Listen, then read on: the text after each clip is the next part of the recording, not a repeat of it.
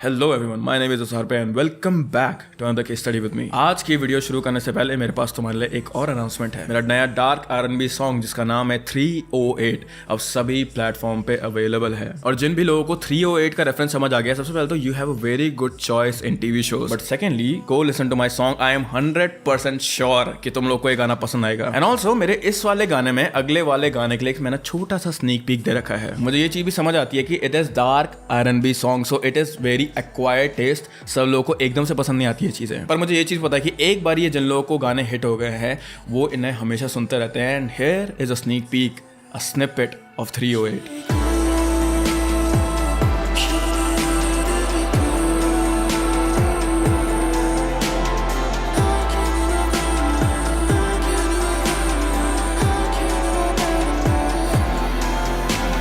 If you know कि 308 का मतलब क्या है और ये एल्बम आर्ट कहाँ से है, then you are actually good.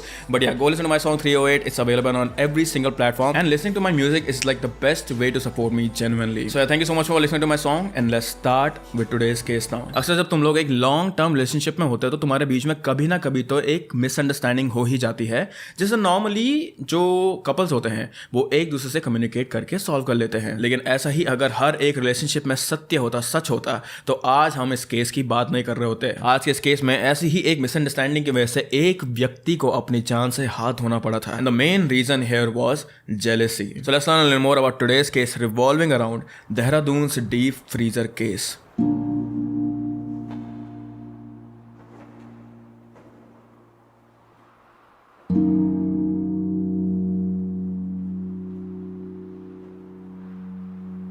Rajesh Gulati 1973 में एक मिडिल क्लास फैमिली में पैदा हुआ था।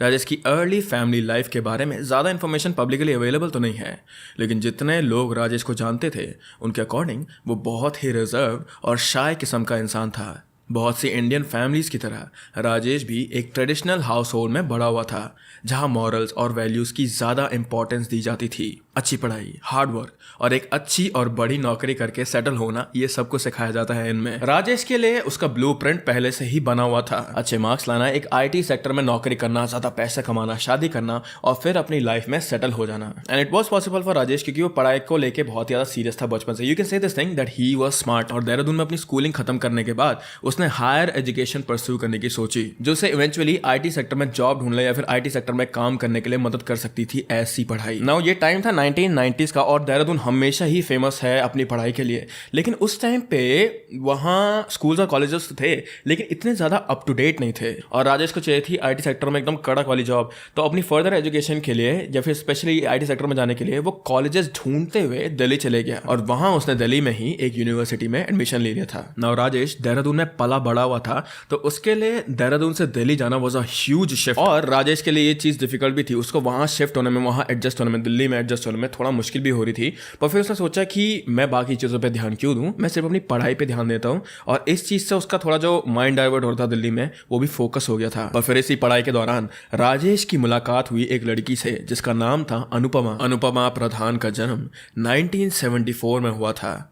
वैसे तो वो उड़ीसा से बिलोंग करती थी, लेकिन फिलहाल दिल्ली में ही रह रही थी वो। सिंस ये केस कुछ ज़्यादा ही पुराना है तो राजेश और अनुपमा के बारे में बहुत ज़्यादा बैकग्राउंड डिटेल नहीं मिल पाई मुझे। जितना भी मैंने पढ़ा उससे यही पता चला है कि राजेश भी बहुत ज़्यादा पढ़ाकू था और अनुपमा भी बहुत ज़्यादा पढ़ाकू लड़की थी। और पढ़ाई में फोकस करने के साथ साथ अनुपमा को नई चीज़ें एक्सपीरियंस या फिर नई चीज़ें सीखने का भी बहुत ही ज़्यादा शौक था। अनुपमा भी राजेश की तरह ज़्यादातर पढ़ाई पर ही फोकस करती थी, लेकिन यूनिवर्सिटी में जब अनुपमा राजेश से मिली तो पहली मुलाकात में ही दोनों अच्छे दोस्त बन गए थे, क्योंकि दोनों के इंटरेस्ट और एकेडमिक गोल्स बहुत कॉमन थे, जिनकी वजह से वो दोनों एक दूसरे से अट्रैक्ट हो गए थे। प्रोजेक्ट असाइनमेंट्स और प्रैक्टिकल्स के दौरान उनका इंटरेक्शन और भी गहरा होता गया और राजेश को अनुपमा की पढ़ाई को लेकर उसका डेडिकेशन बहुत पसंद आता था और अनुपमा को राजेश का सपोर्टिव एंड हेल्पफुल नेचर बहुत अच्छा लगता था। तो ऐसा करते करते उन दोनों के बीच की नज़दीकियाँ बहुत ज़्यादा बढ़ने लगी और एक दिन राजेश ने फिर अपनी दिल की बात अनुपमा को बोल ही दी। और राजेश के कन्फेशन के बाद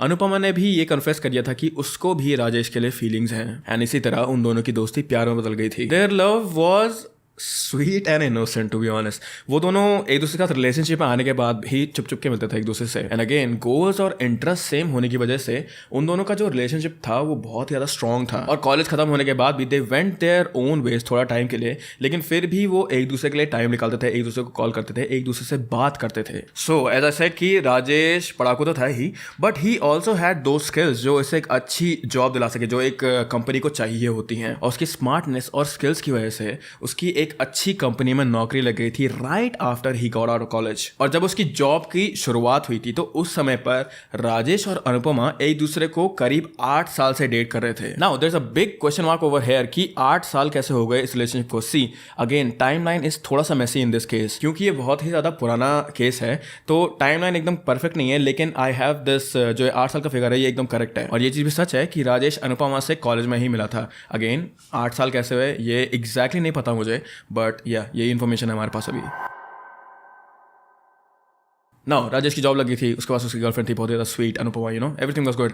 पर अपनी जॉब में सेटल होने के बाद राजेश का जो माइंड था वो था कि मैं नेक्स्ट स्टेप के लिए तैयार हूँ। And the next step for him was कि मुझे शादी करनी है। तो राजेश ने अनुपमा को शादी के लिए प्रपोज करा और 1999 में उन दोनों की शादी हो गई थी बड़े धूमधाम से। अब जैसे ही राजेश की शादी हुई तो उसकी रिस्पॉन्सिबिलिटीज़ भी बढ़ गई थी, तो वो अपनी जॉब पे, अपनी कॉर्पोरेट जॉब में बहुत ही ज़्यादा फोकस करने लगा था ताकि उसे प्रमोशन मिल जाए, अच्छे पैसे मिल जाए। और इस जॉब पे काम करते करते उसे अमेरिका की एक बहुत ही बड़ी MNC कंपनी में जॉब ऑफर हो गई थी जहाँ पे वो उसे ज़्यादा सैलरी दे रहे थे। Now as I said before कि अनुपमा और राजेश दोनों ही मिडिल क्लास फैमिली से बिलोंग करते थे, तो अमेरिका जाने की सोचना भी, वो भी 2000s में, उन दोनों के लिए ही बहुत ही बड़ी बात थी, क्योंकि ये दोनों अपनी फैमिली से पहले थे ऐसे जो कि बाहर विदेश जाते हैं। सो दे बोथ वर एक्साइटेड, और सिर्फ वो दोनों ही एक्साइटेड नहीं थे, उनकी फैमिलीज भी उनके लिए बहुत ही ज़्यादा खुश थी, एक्साइटेड थी। So they both were very happy. और अनुपमा और राजेश दोनों अपनी लाइफ अमेरिका में स्टार्ट करने के लिए बहुत ही ज़्यादा एक्साइटेड थे,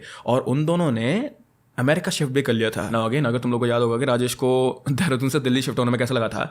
सो जब हम एक स्टेट से दूसरे स्टेट मूव होते हैं तो वो ही इतनी बड़ी बात होती है। So think about this thing कि सबसे पहले तो ये दोनों मिडिल क्लास फैमिली से थे, ठीक है। तो ज़्यादातर मिडिल क्लास फैमिली वाले अपने आप को गरीबी मानते हैं।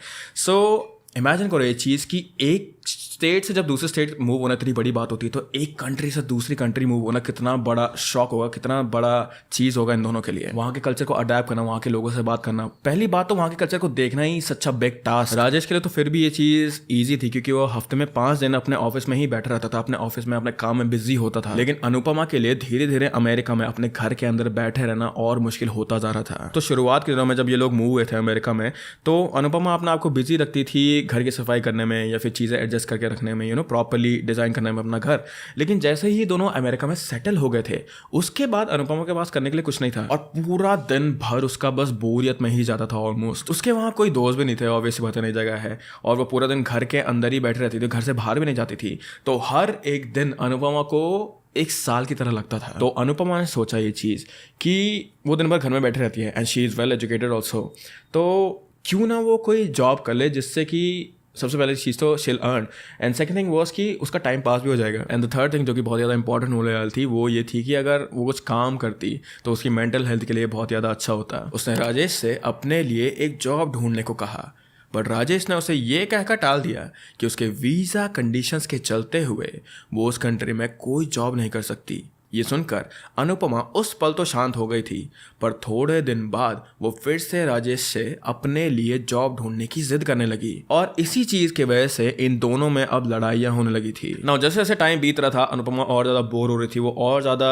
राजेश से कहती कि मेरे लिए जॉब ढूंढो, और टाइम बीतने के साथ साथ उनके झगड़े कम नहीं हुए, उल्टा और बढ़ गए। तो 2005 में इन दोनों ने सोचा कि शायद अगर हमारा बच्चा हो जाए तो everything will just calm down, हम लोग लड़ाई नहीं करेंगे और हम लोग ज़्यादा सेटल हो जाएंगे। बच्चे होने के बाद अनुपमा बच्चों की देखरेख कर पाएगी, घर में रहेगी, उसके पास कुछ चीज होगी करने के लिए, और राजेश चुपचाप अपना काम कर सकता है फिर ऑफिस में। तो 2006 में ठीक 9 महीने बाद उन दोनों के बच्चे हुए, वो भी जुड़वा, उनमें से एक लड़का था और एक लड़की थी। तो उनके बच्चों का नाम उन्होंने रखा सिद्धार्थ और सोनाक्षी, आई थिंक सो। और सरप्राइजिंगली उनका ये डिसीजन काफी हद तक ठीक था, everything kind of calm down जब सिद्धार्थ और सोनाक्षी पैदा हुए थे तब। लेकिन ज्यादा दिन तक ये कामनेस रुकने नहीं वाली थी उनके घर में। 2007 से 2008 के बीच में अमेरिका में रिसेशन की वजह से बहुत लोगों की जॉब चली गई थी, और राजेश भी उन लोगों में से एक था।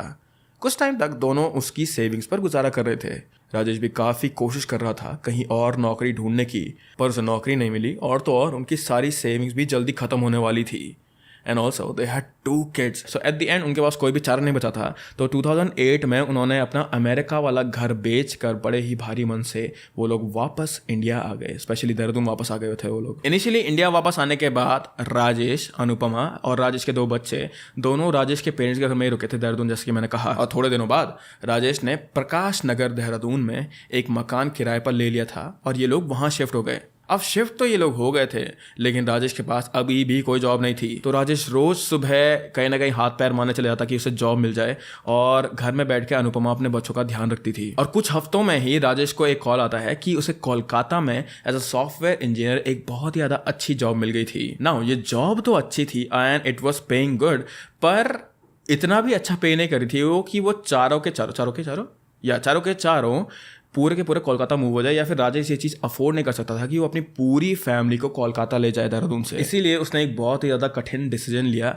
और वो ये था कि वो अकेला ही कोलकाता मूव होगा, अपने बच्चों और अपनी बीवी को यहीं छोड़ेगा।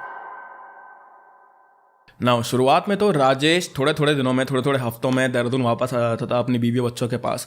पर जैसे जैसे उसका कोलकाता की कंपनी में टाइम बढ़ता गया और उसके पास और ज़्यादा वर्कलोड आने लगा, उसके पास घर वापस आने का टाइम नहीं था, और इसी वजह से उसका देहरादून आना जाना कम हो गया था। It almost stopped at one point. दोनों बच्चों की फुल रिस्पॉन्सिबिलिटी अब अनुपमा पर ही थी। उन्हें तैयार करना, उनका ध्यान रखना, स्कूल भेजना, होमवर्क करवाना वगैरह वगैरह। तो अनुपमा उसमें पूरा दिन बिजी रहती थी। और पहले जो अनुपमा और राजेश के बीच में झगड़े होते थे वो अब बिल्कुल ही ख़त्म हो गए थे because of this distance. So Kolkata move होने के बाद एज अ पॉजिटिव पॉइंट उन दोनों के बीच की लड़ाई तो ख़त्म ही हो गई थी ऑलमोस्ट। लेकिन कुछ महीनों बाद जब राजेश वापस घर नहीं आ पा रहा था, तो कुछ महीनों बाद उन दोनों का रिलेशनशिप दोबारा से रॉकी होने लगा था, और पहले की तरह अब उन दोनों में वापस झगड़े हो रहे थे बहुत ही ज़्यादा। इतना ज़्यादा टॉक्सिक एनवायरनमेंट था ये कि अब जब भी राजेश अनुपमा को कोलकाता से अनुपमा को कोलकाता से कॉल करता था, तो उन दोनों का हमेशा कॉल झगड़े पे ही ख़त्म होता था। अनुपमा अब बिल्कुल लोनली हो चुकी थी, क्योंकि वो अब अपने पति से तो ढंग से बात कर नहीं सकती थी। बच्चों को क्या ही बताती, वो तो गूगल कर रहे होंगे, राइट। तो अब वो क्या करती थी कि अपने मम्मी पापा को ईमेल करती थी, वो अपने मम्मी पापा को कॉल करती थी। और ये बात बहुत पुरानी है, उस टाइम पे व्हाट्सएप कॉल्स नहीं हुआ करता था, व्हाट्सएप वीडियो कॉल्स नहीं हुआ करता था, तो the best option was emails and calls only. पर अब झगड़े इतने ज़्यादा बढ़ चुके थे अनुपमा और राजेश के बीच में कि वो दोनों एक दूसरे के साथ रहना नहीं चाहते थे। तो लड़ते लड़ते उन्हें फैमिली कोर्ट का सहारा लेना पड़ा। फैमिली कोर्ट ने ये डिसाइड करा कि राजेश को हर महीने 20,000 रुपये अनुपमा को भेजने पड़ेंगे, एज उसके पास कोई नौकरी नहीं थी और वही एक इकलौती ऐसी थी जो उनके दोनों बच्चों का ध्यान रख सकती थी। तो इस सेटलमेंट के बाद क्या हुआ कि अनुपमा और राजेश के बीच में बिल्कुल कट ऑफ हो गया, और अनुपमा रहती थी अब देहरादून में और राजेश रहता था अब कोलकाता में। दे हैड नो आइडिया कि ये दोनों क्या कर रहे हैं, बट या ऐसी लिविंग कंडीशंस थी इन दोनों की। अब उन दोनों के बीच में डिवोर्स नहीं हुआ था, लेकिन वो दोनों रह रहे थे as a divorce couple only. Now इस चीज़ को तुम लोग राजेश का बैड लक कह लो, उसकी किस्मत कह लो, जो भी तुम्हें कहना है कह लो, पर कोलकाता में भी इस टाइम पे रिसेशन चल रहा था, जिसकी वजह से राजेश को अपनी जॉब से निकाल दिया गया था, और फिर वो वापस आ गया अनुपमा के साथ अपने बच्चों के साथ देहरादून में रहने के लिए। नाउ एज अ सेड कि अनुपमा और राजेश के बीच में बहुत लड़ाई हो गई थी, उन दोनों का रिलेशनशिप अच्छा नहीं था, लेकिन फिर भी अनुपमा ने राजेश को अपने घर आने दिया, अपने बच्चों से मिलने से नहीं रोका उसने। मे बी उसने ये सोचा होगा कि इनके बच्चों को एक फादर फिगर की तो ज़रूरत होती है, या फिर उसने ये भी सोचा होगा कि शायद से क्योंकि अब ये दोनों इतना दूर दूर रह रहे हैं तो शायद से अब सब कुछ ठीक हो जाएगा। जब अनुपमा अकेले रहती थी तो वो फ्रीक्वेंटली अपने फ्रेंड्स, फैमिली और रिलेटिव से कॉल्स और ईमेल से टच में रहती थी। लेकिन राजेश के आने के बाद अनुपमा अचानक से कुछ ज़्यादा ही बिजी हो गई थी। अब वो अपनी फैमिली और फ्रेंड से रेगुलरली कॉल पर बात नहीं कर पाती थी, कभी कभार वो उन्हें ईमेल कर लेती थी बस। और राजेश के वापस आने के बाद उसकी फैमिली ने भी ज़्यादा कुछ सोचा नहीं इस बारे में। उन्हें लगा कि ओके अब उसका पति वापस आ गया है, मे बी वो बिजी होगी, शायद से हो सकता है कि वो अपनी शादी फिक्स करने में बिजी हो सकता है कि वो अपने बच्चों के साथ बिजी हो, पति के साथ बिजी हो, और उसके पास टाइम नहीं होगा इतना ज़्यादा कॉल करने के लिए, तो उन्होंने इतना ज़्यादा सोचा नहीं इस बारे में। लेकिन 15 अक्टूबर के बाद से अनुपमा का अपनी फैमिली के साथ बिल्कुल ही कॉन्टैक्ट खत्म हो गया था। अब ना तो वो किसी ईमेल का रिप्लाई दे रही थी अपने फ्रेंड्स या फिर फैमिली का, और जब भी उन्हें कोई कॉल करता था तो अनुपमा का कॉल हमेशा स्विच ऑफ आता था। अब अगर ये चीज़ होती 1-2 दिन के लिए तो कोई बात नहीं, 1-2 हफ्ते के लिए भी तो भी कोई बात नहीं, लेकिन काफ़ी ज़्यादा टाइम बीत गया था अब, और ऑब्वियसली उसके घर वाले, उसके माँ बाप अब डरने लगे थे अनुपमा के कि हमारी बेटी को कुछ हो तो नहीं गया। तो उन्होंने राजेश को कॉल करके पूछा कि हमारी बेटी कहाँ है, वो कैसी है। लेकिन जब भी अनुपमा के घर वाले राजेश को कॉल करते थे या फिर उससे पूछते थे कि हमारी बेटी कहाँ है, तो हमेशा राजेश इस बात को आंसर करने के लिए टाल देता था। वो हमेशा या तो ये कहता कि अनुपमा घर से बाहर गई है या फिर वो ये कहता कि अनुपमा बिजी है बच्चों के साथ। ऐसा ही उसने कुछ महीनों तक करा और अब ऐसा करते करते 2 महीने हो गए थे, जिसकी वजह से अनुपमा के पेरेंट्स ने अपनी बेटी के बारे में चेक करने के लिए उसके भाई को भेजा, जिसका नाम था सुजन कुमार प्रधान। उन्होंने सुजन को देहरादून भेजा खुद अपनी आंखों से चेक करने के लिए कि देख के आओ तुम्हारी बहन, हमारी बेटी कैसी है, किस हालत में है वो। और उन्हें कहीं ना कहीं ये डाउट भी था कि क्या हमारी बेटी, क्या अनुपमा जिंदा भी है इस पॉइंट पे। 12 दिसंबर 2010 को सुजन अपनी बहन के घर प्रकाश नगर आया। राजेश घर के अंदर ही था, लेकिन जैसे ही उसने सुजन को उनके घर की तरफ आते हुए देखा, वो फटाफट से घर से बाहर आ गया और बाहर आते वक्त उसने घर का दरवाजा अपने पीछे बंद कर दिया, मानो वो ये चाह रहा हो कि सुजन घर के अंदर ना जाए या फिर कुछ घर के अंदर ना देखे। राजेश का ये बिहेवियर देख के सुजन थोड़ा सा सस्पिशियस हो गया था कि भाई इसने घर का दरवाजा क्यों बंद करा। तो ये चीज देखकर बिना टाइम वेस्ट करे उसने सीधे सीधे राजेश से पूछ ले कि भाई मेरी बहन कहाँ है, हमने उससे बहुत टाइम से बात नहीं करी है। तो राजेश ने इस चीज का आंसर करते हुए कहा कि उसके अकॉर्डिंग उसके और अनुपमा के बीच में बहुत ही बड़ी फाइट हो गई थी, जिसकी वजह से वो घर छोड़ के चले गई थी कुछ हफ्तों पहले। और राजेश ने इस बारे में पुलिस कंप्लेंट नहीं करी क्योंकि उसे पता था कि अनुपमा एक दिन खुद मान के घर वापस आ जाएगी। लेकिन again this thing was suspicious to Susan कि कौन पति अपने बीवी के 2 महीने के गायब होने से पुलिस में रिपोर्ट नहीं लिखाता है, और अगर उसने रिपोर्ट नहीं भी लिखाई तो उसने हमसे झूठ क्यों बोला। तो सस्पिशन बढ़ रहा था यहाँ पे और सुजन वाज ऑन अ मिशन, उससे तो अपनी बहन को ढूंढना ही था। तो सुजन ने बोला कि कोई बात नहीं, तुमने नहीं लिखाई रिपोर्ट तो चलो मैं लिखा देता हूँ, एटलीस्ट तुम मेरे साथ आओ तो। लेकिन इस चीज के लिए राजेश ने उसे सीधा मना कर दिया। लेकिन काफी ज्यादा इंसिस्ट करने के बाद और काफी ज्यादा उसे मनाने के बाद राजेश ने कहा ठीक है मैं तुम्हारे साथ आता हूँ, मुझे बस कपड़े चेंज करके आने दो घर के अंदर से। तो वो घर के अंदर गया कपड़े चेंज करने के लिए, उसने दोबारा से घर का दरवाजा बंद करा।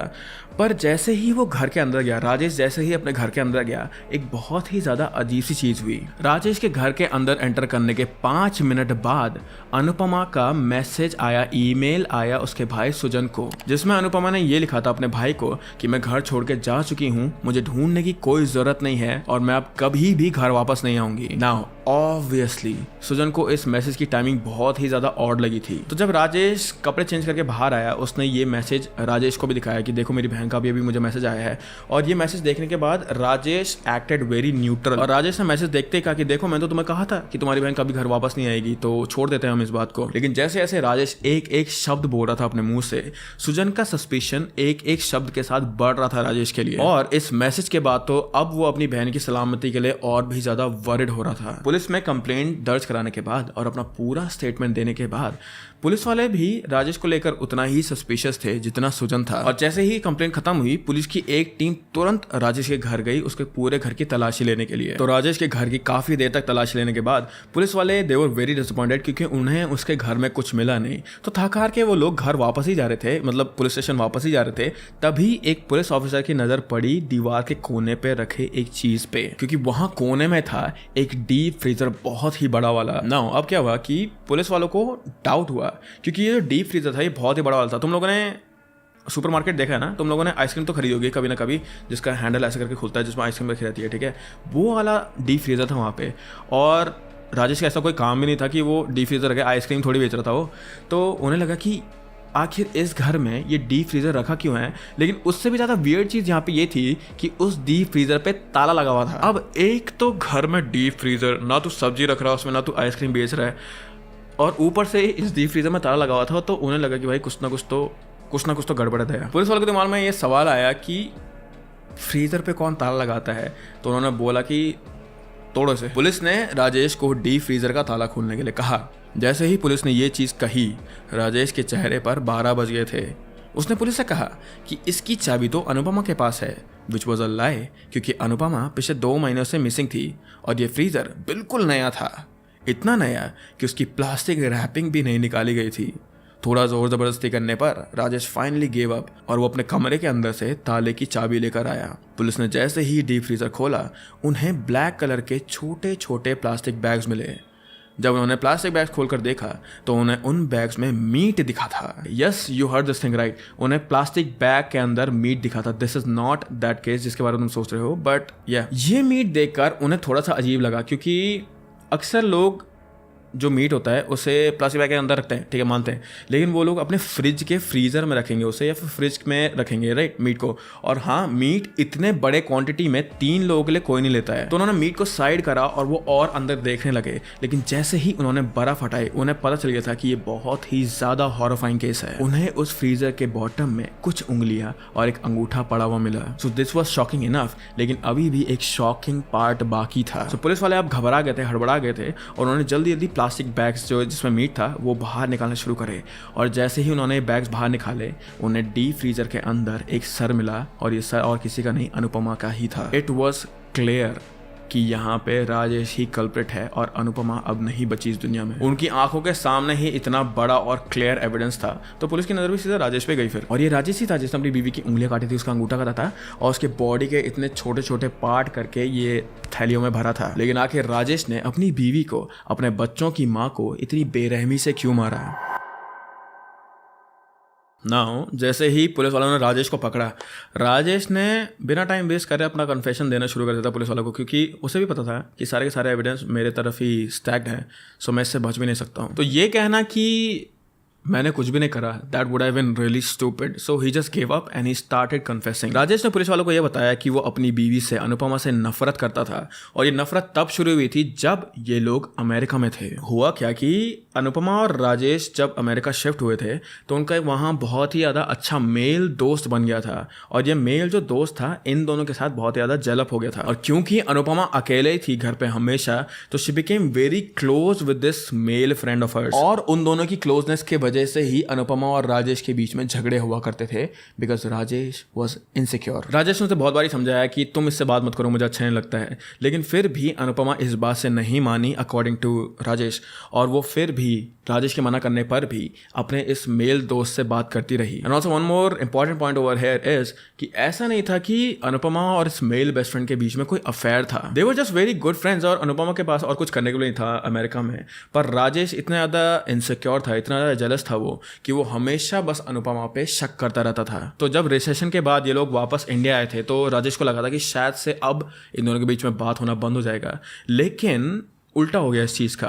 जब वो लोग इंडिया वापस आए तो अनुपमा और ज़्यादा उसने अपने उस दोस्त को कॉल करती थी वो, और वो लोग फ्रीक्वेंटली अपनी लाइफ के बारे में एक दूसरे को अपडेट देते थे, जिसकी वजह से कॉल भी ज़्यादा लंबी चलती थी और ज़्यादा फ्रीक्वेंटली होती थी। और इसी वजह से दोबारा से अनुपमा और राजेश के बीच में इसी लड़के को लेके, इसी मेल बेस्ट फ्रेंड को लेके और ज़्यादा लड़ाइयाँ होने लगी थी। अब तो वही सेम लफड़ा दोबारा से, दोनों के बीच में धीरे धीरे दूरियाँ बढ़ी।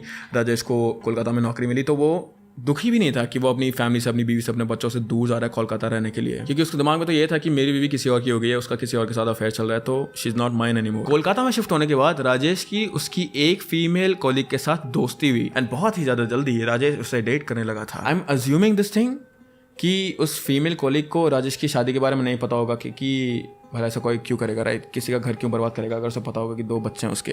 बट या and also I am assuming this thing क्योंकि उन दोनों ने 2009 में एक मंदिर में शादी करी थी कोलकाता में ही। तो अब राजेश एक ऐसा आदमी बन गया था जो अपनी बीवी पे तो शक करता था फुल ऑन कि मेरी बीवी का किसी और लॉन्डे के साथ अफेयर चल रहा है, पर अब उसकी खुद की 2 बीवियां थी और दोनों बीवियों को एक दूसरे के बारे में पता नहीं था। बट फनीली इनफ जब राजेश की कोलकाता वाली जॉब छूटी तब उसकी दूसरी बीवी ने उसे छोड़ दिया था, जिसकी वजह से फिर राजेश को वापस देहरादून आना पड़ा था। ऑल दिस वाइल अनुपमा को लग रहा था कि उसका हस्बैंड उसके और उसके बच्चों के लिए वापस आया है, but now we know the reality. और जल्द ही अनुपमा को भी राजेश की सीक्रेट लाइफ के बारे में पता लग गया था। राजेश के देहरादून आने के थोड़ा दिनों बाद ही अनुपमा ने उसके फ़ोन में कुछ मैसेजेस पढ़ लिए थे, जिससे उसे राजेश के एक्स्ट्रा मैरिटल अफेयर के बारे में पता लग गया था। और अब इन दोनों की इस टॉपिक पर लड़ाई होती थी कि तुमने मेरे पीठ पीछे सबसे पहले तो अफेयर करा, उसके ऊपर से तुमने शादी भी कर दी। राजेश इस पूरे टाइम पे उसे बस ये यकीन दिलाता रहता कि मेरी कोई और दूसरी बीवी नहीं है, राइट, तुम ही हो मेरी बीवी।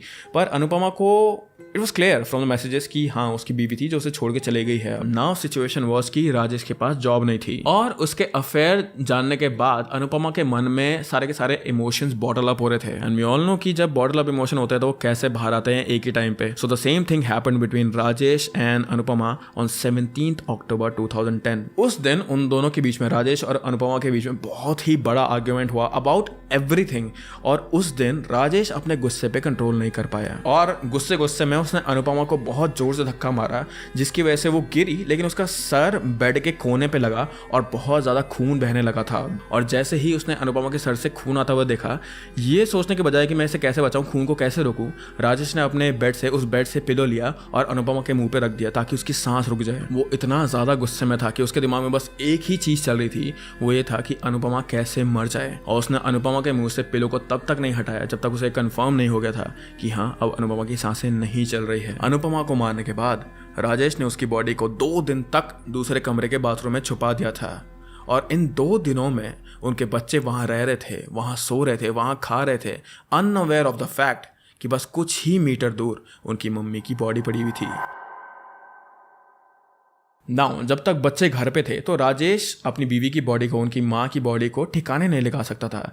तो ही हैड टू वेट कि जब भी उसके बच्चे स्कूल जाते तब वो कुछ कर सकता था। तो अगले दिन जब उसके बच्चे स्कूल गए तो वो एक बड़ा सा डीप फ्रीजर लेके आया, एक इलेक्ट्रिकल सॉ लेके आया, कुछ प्लास्टिक बैग लेके आया काले वाले। और जब दूसरे दिन उसके बच्चे स्कूल गए तो उसने घर के सारे खिड़की और दरवाजे बंद कर दिए थे और इलेक्ट्रिकल सॉ की मदद से उसने अपनी बीवी की बॉडी को 72 पार्ट्स में कट करा और इन बॉडी पार्ट्स को वो डीप फ्रीजर में भरता गया या फिर प्लास्टिक बैग में भरता गया। और ये चीज वो इसलिए कर रहा था ताकि बॉडी जल्दी डिकम्पोज ना हो और घर से बदबू ना आए। ये सब करने के बाद राजेश अपने दोस्तों से, अपने नेबर्स से कैजुअली मिलता था, जैसे कि उसने कुछ करा ही ना हो या फिर जैसे कि उसके घर में कुछ हुआ ही ना हो। और उसने अपने बच्चों को और नेबर्स को सबको ये बताया था कि उसकी जो बीवी है वो नाना नानी के घर में गई है, मतलब कि अपने पेरेंट्स के घर में गई है। लेकिन जब भी कोई उससे पूछता कि क्या तुम्हारी बीवी इतने ज़्यादा टाइम से अपने घर वालों के घर में ही है, तो वो कुछ ना कुछ बहाना मार देता कि हाँ वो आ रही है, उसकी तबीयत खराब है, ऐसे करके कुछ। इतना ही नहीं, 17 अक्टूबर के बाद से जितने भी मेल अनुपमा के फ़ोन से करे गए थे उसके घर वालों के लिए, वो सारे के सारे राजेश ने ही करे थे, इन होप्स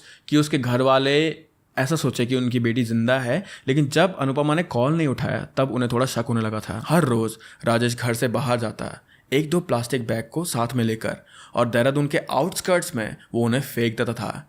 बेसिकली उसका प्लान ये था कि वो अनुपमा की बॉडी पार्ट्स देहरादून के अलग अलग पार्ट में फेंक देगा ताकि किसी को भी कभी अनुपमा की बॉडी ना मिले। और अगर आसपास किसी इंसान को बॉडी के टुकड़े मिल भी गए तो पुलिस को अनुपमा के बाकी बॉडी पार्ट्स मिलने में मुश्किल हो जाए। पुलिस उससे उन सारी जगहों पर लेके गई जहाँ उसने बैग्स फेंके थे and they recovered Anupama's missing body parts also. ना तुम लोग सोच रहे होगे कि इस आदमी ने इतना हेनस क्राइम करा, इतने गंदी तरीके से अपनी बीवी को मारा, इसको तो बहुत ज़्यादा खतरनाक सजा मिली होगी, राइट? नहीं, पुलिस के पास सारे के सारे एविडेंसेस थे राजेश के खिलाफ। राजेश ने खुद ही कन्फेस कर दिया था कि मैंने सारे क्राइम करे, लेकिन फिर भी राजेश को 7 साल लगे कुछ भी सजा मिलने में। कोर्ट को 7 साल लग गए एक ऐसे आदमी को सजा सुनाने में जिसके खिलाफ सारे के सारे एविडेंसेस थे, जिसने खुद एडमिट करा था कि हाँ मैंने ही अपनी बीवी को मारा है। लेकिन फाइनली 7 साल बाद राजेश को उम्र कैद की सजा मिल गई थी। Also one more thing here is allegedly Rajesh को कुछ पछतावा नहीं था कि उसको सजा मिल गई, उसने भी बीवी को मारा था। इंस्टेड ही वॉज हैप्पी कि उसका पीछा छूट गया था अनुपमा से। इन सब के बीच में अगर सबसे ज़्यादा इफेक्ट किसी को हुआ है तो वो है सिद्धार्थ और सोनाक्षी को, क्योंकि उन्होंने बहुत ज़्यादा छोटी उम्र में एक तो अपनी माँ को खो दिया था, दूसरी चीज़ ये थी कि उसकी माँ को उनके डैड नहीं मारा था और अब उनका डैड भी नहीं थे उसके पास। तो एक तरीके से उन दोनों के सर से माँ का साया उठ गया था। लेकिन थैंकफुली अनुपमा के भाई ने, सुजन ने, उन दोनों को अडॉप्ट कर लिया था और अब वो उनके साथ ही रहते हैं और सुजन उनकी हेल्प करता है कि वो इस पास्ट के बारे में भूल जाएं। आप में से कई सारे लोगों को ये केस श्रद्धा आफ्ताब केस से काफी सिमिलर लगा होगा। जैसे मानो आफ्ताब ने यही केस देखा, इसी केस के बारे में पढ़ा और उससे ये आइडिया आया होगा कि कैसे श्रद्धा की बॉडी को कवर अप करना है। Well you won't be wrong about that thing, क्योंकि आफ्ताब ने श्रद्धा को मारने से एक दिन पहले इस केस के बारे में सर्च करा था। इस केस के बारे में सर्च करा था उसने। लोग अपने लोग like they get inspired by heroes, पर Aftab he got inspired by this guy. This is something completely new to me. मैंने 100 वीडियोस बनाती है but seriously I have never seen this kind of behaviour. See as a conclusion, हर relationship में झगड़े होते हैं, it's very common, लेकिन एक दूसरे को ट्रस्ट करना, एक दूसरे के साथ कम्युनिकेट करना भी एक रिलेशनशिप का पार्ट है। सिर्फ लवी डवी होना ही एक रिलेशनशिप का पार्ट नहीं होता है। और अगर कम्युनिकेशन ना हो एक रिलेशनशिप में तो it could lead to unhealthy decisions or it could lead to jealousy also. और अब तक तो हमने कई सारे केसेस में देख लिया है कि अगर वो चीज़ें नहीं है एक रिलेशनशिप में तो क्या अंजाम होता है। But with that Dehradun deep freezer case अभी के लिए यहीं पे समाप्त होता है। Before you go guys, please go listen to my song 308। मैंने इस गाने पे बहुत ही ज़्यादा मेहनत करी है and it is a very fast pace song, तो आई होप कि तुम लोग को ये पसंद आएगा। मेनली इस गाने का वाइब ये है कि तुम इसे कार राइड में सुन सकते हो, या फिर अगर तुम लोग बाइक राइड में गाने सुनते हो तो तब तुम्हारे लिए एकदम बेस्ट होगा ये। And again, listening to my music is the best way that you can support me, so please go listen to my music on Spotify. But with that, I hope that you guys are happy. I hope that you guys are healthy. Please keep your loved one very close to you guys, and I will see you very, very soon. Bye bye.